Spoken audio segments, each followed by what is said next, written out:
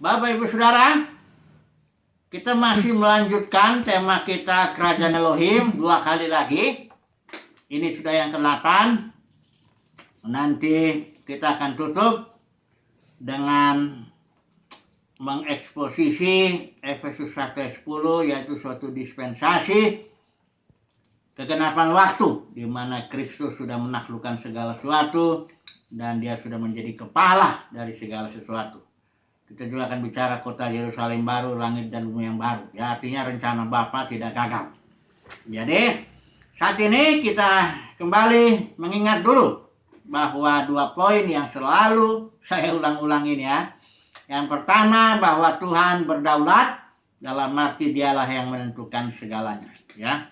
Yang kedua, bahwa Tuhan punya rencana untuk memerintah melalui manusia yang sedang diprosesnya agar menjadi serupa dan segambar dengan dia. Prosesnya melalui 2 pohon, yang satu harus dua-duanya harus dimakan ya.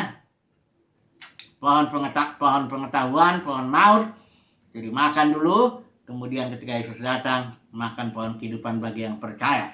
Dan kemudian dalam proses itu hidup menelan maut ya. Barulah menjadi manusia yang serupa segambar dengan dia, bersama dengan Yesus memerintah ya berjaman-jaman untuk menaklukkan segala sesuatu. Kita sudah masuk sampai kepada kerajaan Mesias.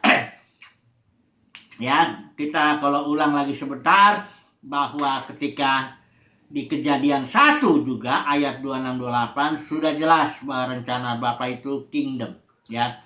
Karena di sana dikatakan baiklah kita menjadikan manusia serupa segambar dengan kita agar mereka berkuasa atau have dominion, berotoritas ya. Ini jelas Tuhan di dalam hatinya kingdom ya, menegakkan kerajaannya di bumi ya. Kemudian kita lihat dulu ya dari Adam ini, ketika Adam diciptakan, ada anak-anaknya Kain itu yang menjauh dari Tuhan, membunuh Habel dan membangun kota. Nah ini kita tahu kota itu suatu pemerintahan manusia, dan ini bukan kotanya ya bukan kerajaan sorga ya, karena Kain ini menjauh dari Tuhan. Kemudian masih ada lagi satu keturunannya lagi ya, yaitu keturunan daripada Ham ya, Kusi, Nimrod. Nimrod juga bangun kerajaan. Dan ini yang mula-mula berkuasa, artinya bahwa Nimrod ini orang pertama yang bangun kerajaan manusia ya, dengan tujuan cari nama dan jangan berserak. Ini artinya yang mula-mula dia artinya manusia setelah Nimrod terus membangun kerajaan ya. Nah, mari dulu kita melihat dulu itu ya nanti ya. Kita lihat dulu ini poin yang pertama ini, bertobatlah sebab kerajaan sorga sudah dekat ya. Kita sudah bahas artinya bertobat di sini itu bukan hanya berpaling, berubah pikiran dalam arti apa ya. Yang diarahkan bertobatnya itu kepada Sanhedrin sebagai pemimpin ya, pemimpin dunia keagamaan pada waktu itu ya, yang kita sudah bahas ini. Sanhedrin mengapa dia harus bertobat, karena dia memang ini mahkamah agama ini berasal sebenarnya dari zaman Ezra ya, ketika orang Israel itu yang pulang dari Babel mencintai Taurat, kemudian terus ya berabad-abad terus, itu zaman Judas Makabeus, dia mulai di situ tampil ya. John Hyrcanus ya, dia mulai tampil itu golongan-golongan Farisi, Saduki, mereka berebut kekuasaan ya. Jadi tepatlah seperti yang dibilang Alkitab ini, mula-mula berkuasa tuh Nimrod, berarti masih ada terus orang-orang yang ingin berkuasa, ingin bangun kerajaan sendiri. Inilah dia kerajaan keagamaan ini saya bilang ya, Sanhedrin ini. Inilah yang membunuh Tuhan Yesus. Ketika Tuhan Yesus datang dia sebagai raja, Pilatus pernah nanya, jadi engkau raja? Yesus bilang, untuk itu aku lahir ya. Ketika Yesus menawarkan diri sebagai raja, ya otomatis Sanhedrin menolak ya. Karena Sanhedrin sendiri adalah kerajaan ya. Karena nggak mungkin dua raja itu berdiam bersama-sama, berdampingan. Karena memang ini pasti bermusuhan ya. Pasti bertentangan itu kerajaan itu. Nah itu sebabnya Sanhedrin sebagai suatu kerajaan keagamaan membunuh Yesus. Ya, tapi kita tahu ketika Yesus mati, bangkitnya ke surga, turunlah Roh Kudus, Roh pemberi hidup. Nah itulah lahir gereja ya. Gereja ini sebenarnya menghadirkan kerajaan sorga di bumi ini. Karena the kingdom of God itu ada di dalam gereja itu. Hanya belum termanifestasi secara penuh ya. Jadi gereja mengandung kerajaan, katakanlah begitu ya. Nah nanti gereja ini akan melahirkan kerajaan itu. Gereja ini di perempuan Wahyu pasal 12 itu perempuan itu mengandung ya. Yang anak laki-laki yang akan tampil bangkit memerintah ya. Jadi gereja ini di dalamnya ada kingdom, mengandung kingdom ya. Dan ketika nanti pada waktunya lahirlah kerajaan sorga di bumi ini ya. Tapi kita tahu bahwa gereja sendiri sudah jatuh. Kita sudah bicara itu. Jatuhnya karena ada lagi orang yang mau berkuasa. Ini selalu ya. Selalu kegagalan atau ketundaan rencana Tuhan itu selalu karena ada orang yang mau membangun kerajaan di bumi ini selain yang kerajaan sorga itu. Jadi kita tahu di Kisah Para Rasul 20 itu. Dari antara kamu akan ada beberapa orang yang menarik murid-murid ya. Dengan ajaran palsu, dia bangun kingdom. Kerajaan manusia. Itulah denominasi. Jadi Presbyterian, Baptis, Pentakosta, bahkan yang kerajaan kecil-kecil yang dipimpin gembala sidang. Itu semuanya kerajaan. Ya. Ada rajanya di situ.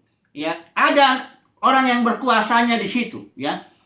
Tapi memang ada juga Roh Kudusnya. Nah, ini makanya campuran ya. Denominasi itu campuran. Babel dia, campur dia.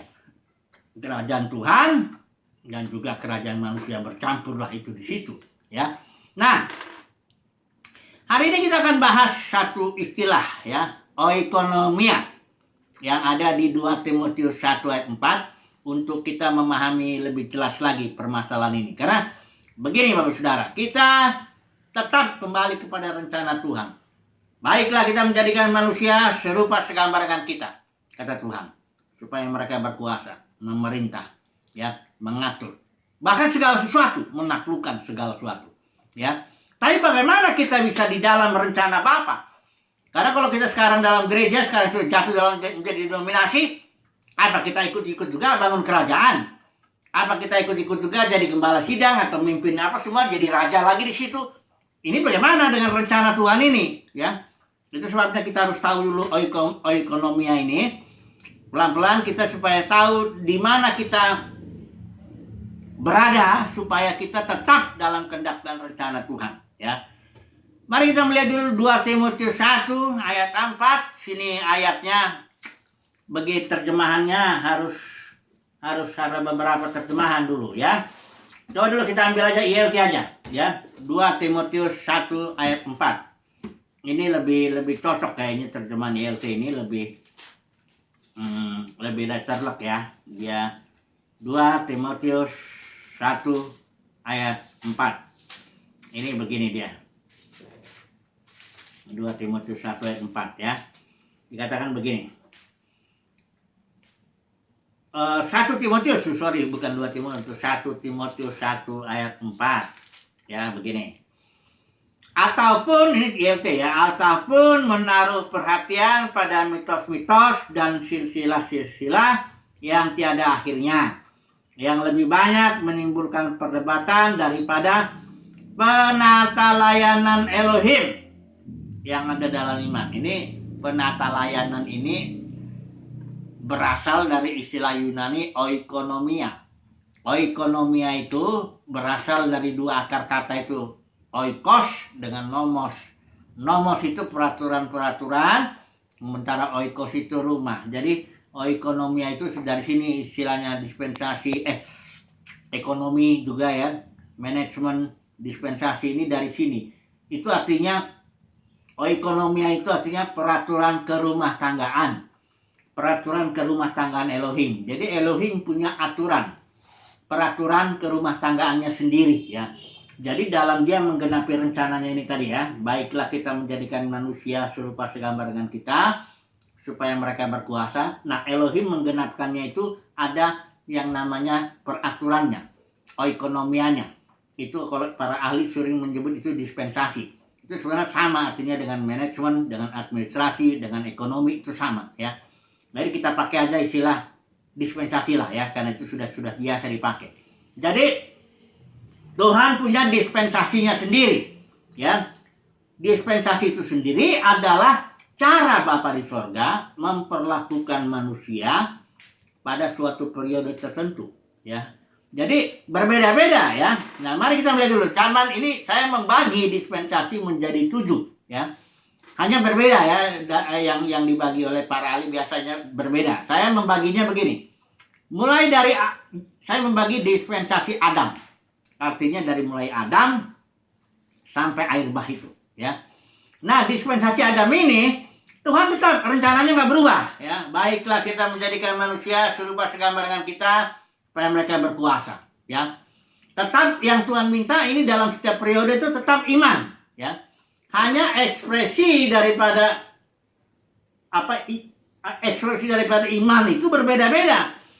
Kalau di dalam zaman Adam misalnya orang memberikan persembahan kayak Kain dan Habel. Tapi zaman Musa ada cara persembahannya, peraturannya beda ya. Nanti dalam zaman kita sekarang ini dispensasi kita itu juga beda ya. Ibadah kita adalah dalam roh dan kebenaran, tapi tetap Tuhan mencari iman ya. Dispensasi manapun Tuhan tetap iman ya. Jadi dispensasi Adam ini Tuhan mencari iman ya. Ini ada orang-orang yang beriman ya, ada orang bergaul dengan Tuhan, ada Henok, ada macam-macam di situ ya, keturunan Set juga. Tapi di sini kita tahu ada seorang yang namanya Kain yang membangun kota ya. Kita terima ya dulu ini, dan ketika itu keturunan Kain akhirnya bercampur dengan keturunan Set, terjadilah kawin campur. Tuhan melihat ini sudah jatuh ya, dan harus dihapuskan. Tuhan mulai lagi dengan di satu dispensasi, saya namakan dispensasi Nuh ya. Dari dispensasi Nuh ini ada seorang lagi yang namanya Nimrod ya. Nuh ini punya anak Sem, Ham, dan Jafet. Ham ini punya anak Kusi, Kusi punya anak Nimrod. Nah, ini Nimrod ini yang membangun kerajaan ya. Jadi selalu rencana Bapa itu tetap rencana Bapa ingin membangun kerajaan, menegakkan kerajaannya di bumi ini. Tapi kita tahu dari dispensasi Adam sudah ada Kain di situ membangun kota. Dispensasi Nuh sudah ada di situ Nimrod yang membangun kerajaan sendiri ya, untuk cari nama. Akhirnya Tuhan hancurkan lagi ya, karena ini mengganggu. Itu rencana Bapa harus selesai. Jadi kalau ada yang melawan begitu, patah ya. Tuhan bikinlah kacau itu bahasanya ya, sehingga akhirnya mereka nggak saling mengenal lagi. Pecahlah kerajaan Nimrod itu ya. Tadinya kerajaan Nimrod di tanah Siniar itu termasuk ada Babel, ada Asur, ada macam-macam kota di situ, luas sekali ya. Kemudian Tuhan pecahkanlah itu kerajaan itu sehingga menjadi kerajaan bangsa-bangsa. Banyak itu. Setiap bangsa biasanya ada rajanya, ada bahasanya sendiri, ada ilahnya ya. Nah, ketika itulah Tuhan memulai sesuatu yang baru lagi. Dalam itu saya menyebut dispensasi Abraham. Apa ini artinya dispensasi Abraham? Artinya Tuhan mau bangun suatu kingdom, kerajaan melalui Abraham ini ya. Karena Tuhan bilang melalui keturunanmu, yaitu Mesias, karena Paulus bilang di dalam surat Galatia, keturunannya itu tunggal. Melalui Mesias itulah Tuhan mau bangun kerajaannya di bumi ini. Jadi, kalau kita lihat Tuhan konsisten selalu dengan tujuan yang semula. Menciptakan manusia serupa segambar dengan dia dan berkuasa. Itu selalu. Tapi di zaman Adam sudah ada di situ Kain, gagal. Di zaman Nuh ada Nimrod, dia gagal lagi. Baru Tuhan masuk lagi ke dalam dispensasi Abraham dengan maksud keturunannya nanti itulah, oleh keturunanmu seluruh kerajaan di muka bumi ini diberkati. Maksudnya diberkati bukan begini, bukan didukung. Kristus itu kerajaan dunia ini akan menjadi kerajaan Mesias, dan yang diurapinya yaitu yang diurapinya gereja ya, yang gereja pemenang. Jadi itu maksudnya. Jadi kita lihat dispensasi Abraham ini. Kemudian Tuhan memulai lagi suatu perjanjian. Nah, ini kan ada perjanjian. Ini sebenarnya Musa itu terusannya aja. Dispensasi Musa saya menyebut itu terusan daripada Abraham. Tapi secara khusus ini kan dengan bangsa Israel, dengan keturunan Abraham jasmani. Tuhan mulai lagi ini ya, dengan catatan Israel bilang begini, engkau akan menjadi umat kesayanganku, engkau akan menjadi kerajaan iman, dan engkau akan menjadi bangsa yang kudus. Tuhan mau bangun lagi kerajaannya di bumi ini ya, melalui bangsa Israel ya. Lagi-lagi bangsa Israel gagal. Nah ini dia ya. Jadi rencana Bapa yang berjaman-jaman, yang berdispensasi itu selalu ada kegagalan di dalamnya ya, selalu berakhir dengan penghakiman. Baik zaman Adam, penghakiman air bah. Zaman Nuh, penghakiman Babel itu. Zaman Abraham ini ya tidak ada ya, karena dia sambung dengan apa zaman ini Musa. Waktu Musa inilah ya, ketika itu orang Israel minta raja. Bukan hanya itu saja, bahkan ketika Musa masih di Gunung Sinai, Israel sudah bikin anak lembu emas ya, sehingga akhirnya menjadi hanya suku Lewi yang menjadi imam ya. Ini kegagalan, kita tahu juga, minta raja, jadi kerajaan Israel akhirnya jatuh ke dibuangnya ke Babel karena dia meminta raja manusia. Ini jadi kegagalan Israel dua, ada menyembah berhala, minta raja manusia, padahal di situ Tuhan bilang akulah rajamu ya. Israel ini gagal. Nah, barulah Tuhan, tapi rencana Tuhan ini luar biasa ya. Melalui kegagalan manusia jalan terus rencana Bapa itu ya. Melalui Israel ini lahirlah Yesus itu ya. Disitulah Yesus bilang bertobatlah ya. Itu sebenarnya Israel, waktu Israel gagal itu dibuang, mestinya dia kembali lagi kan, sebagian itu ya, umat pilihan yang kembali ke Yerusalem itu membangun itu, Ezra Nehemia itu dengan Zerubabel membangun di sini. Akhirnya ini pun gagal lagi, kita tahu ya, zaman Yohanes Hyrcanus itu Farisi Saduki membangun kerajaan sendiri lagi ya, kerajaan keagamaan mereka yang namanya Sanhedrin itu. Disinilah Tuhan Yesus datang, bertobatlah sebab kerajaan sorga sudah dekat. Kerajaan yang akan dibangun Mesias itu sudah dekat. Ya, jadi bertobat artinya lepaskanlah kerajaanmu itu maksudnya. Tanggalkanlah segala keinginanmu berkuasa, terimalah Yesus sebagai Raja, sebagai Tuhan, bukan hanya sebagai juru selamat. Banyak orang Kristen menerima Yesus hanya sebagai juru selamat, menyelamatkan dosanya, tapi enggak sebagai Tuhan. Ini bedanya kalau Paulus. Paulusnya begitu bertobat langsung dia nyebut Tuhan. Saudara tahu ketika Paulus itu berjalan, dia nyerang gereja kan? Tiba-tiba ada cahaya, dia jatuhlah Paulus. Terus dia bilang, Yesus ngomong, mengapa engkau menganiaya aku, Saulus? Langsung responnya Saulus, siapakah engkau? Tuhan, Kurios, penguasa tunggal. Jadi dari awalnya tuh Paulus sudah bertobat, menerima Yesus sebagai Tuhan. Hidupnya, makanya Paulus bersaksi, aku tawanan roh. Dia hamba betul-betul, hamba kebenaran. Bedanya orang Kristen sekarang ini, akibatnya jadi gereja jatuh ini, menerima Yesus sebagai juru selamat saja. Ya. Jadi akunya itu yang masih katakanlah ya, masih akunya itu masih ada ya. Jadi tapi sekarang ya kita tahu gereja jatuh, oke lah ya, kita tahu lah gereja jatuh, Kisah Rasul 20. Karena ada beberapa pemimpin tarik murid-murid bangun kerajaan sendiri. Bayangkanlah saudaraku. Dari mulai Kain, dari mulai Nimrod, terus Tuhan dari Israel pun sudah gagal minta raja. Oh, umat pilihan Tuhan yang pulang ke Sanhedrin juga gagal lagi, terus letik itu. Terus manusia itu ingin jadi raja dengan caranya sendiri. Para pemimpin ini narik murid-murid bangun kerajaannya, kerajaan Pentekostal, kerajaan Presbyterian, kerajaan Baptis, semua ya. Itulah sekarang ini bagaimana kita ini. Para pemenang tentu orang-orang yang tidak ambil bagian di sini. Nah, saya mau menjelaskan poin yang terakhir ini ya. Para pemenang ini siapa ini sebenarnya ini? Karena ini sekarang ini zaman bukan zaman gereja ya. Ini zaman juga bukan zaman dispensasi, bukan zaman ini tadi ya. Dispensasi Nuh, dispensasi Abraham, dispensasi Musa. Nah, ini masuk setelah Yesus mati bangkit ini, masuklah, orang bilangnya dispensasi kasih karunia atau dispensasi gereja, tapi saya menyebutnya dispensasi para pemenang.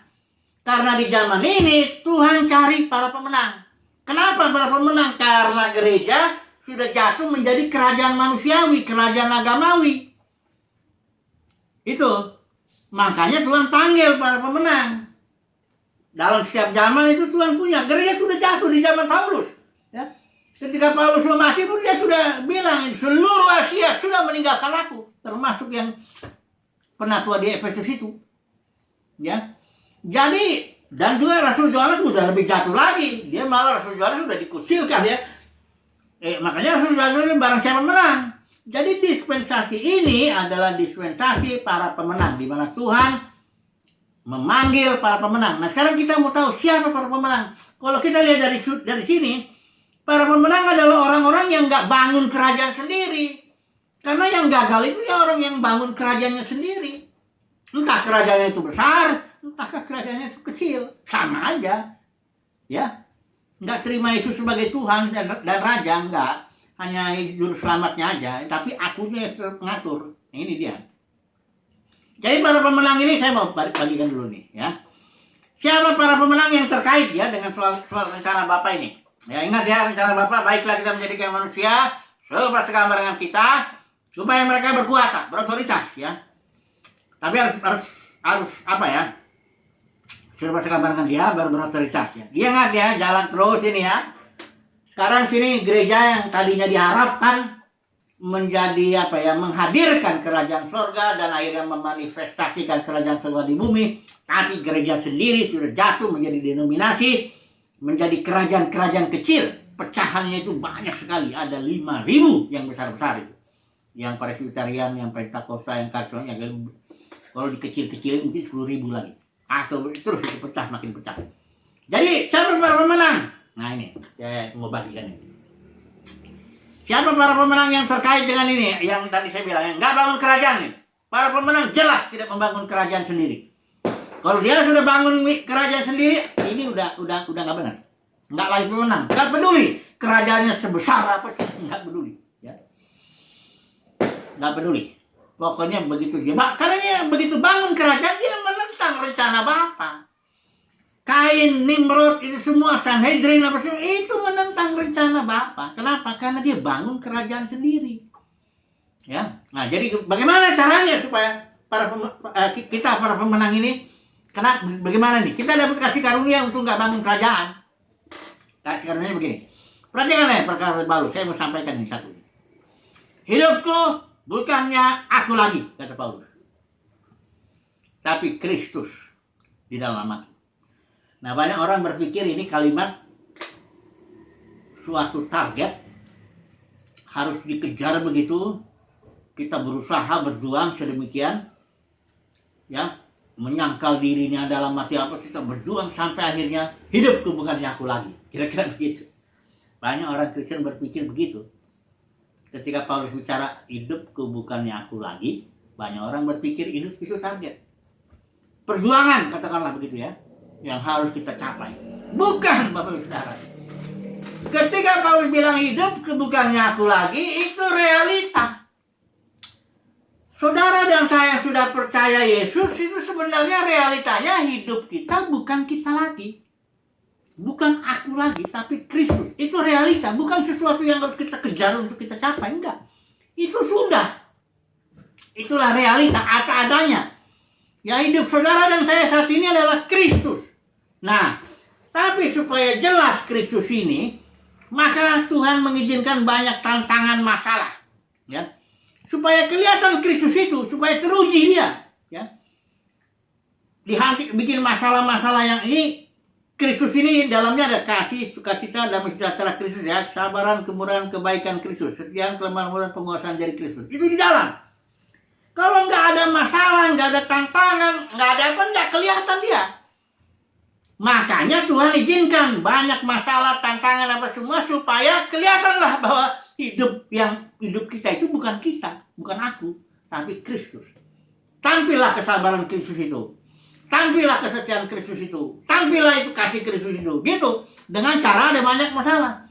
Cuma masalahnya sekarang, banyak khotbah nggak ngasih tahu realita ini. Nggak ngasih tahu bahwa hidupmu sekarang bukan kamu lagi, tapi Kristus. Tapi malah mengipas-ngipas aku. Misalnya gini. Dia bilangnya gini. Sudah perhatikan nih khotbah itu. Rasa-rasa begitu. Tuhan itu mengasihi kamu, nanti bisnismu, ya mu diberkati. Keluargamu diberkati, ditolong. Ya. Bahkan ministrimu ditolong. Ya. Entah apa ayatnya itu ke situ. Jadi orang-orang percaya masih merasa, oh aku masih ada. Aku punya bisnis, Tuhan berkati. Aku punya keluarga, Tuhan berkati. Aku punya pelayanan, Tuhan berkati. Akhirnya dia merasa itu aku. Ya kan? Makin diberkati dia makin kuat akunya. Betul nggak tuh? Harusnya kasih tahu, hidupmu bukannya kamu lagi, tapi Kristus.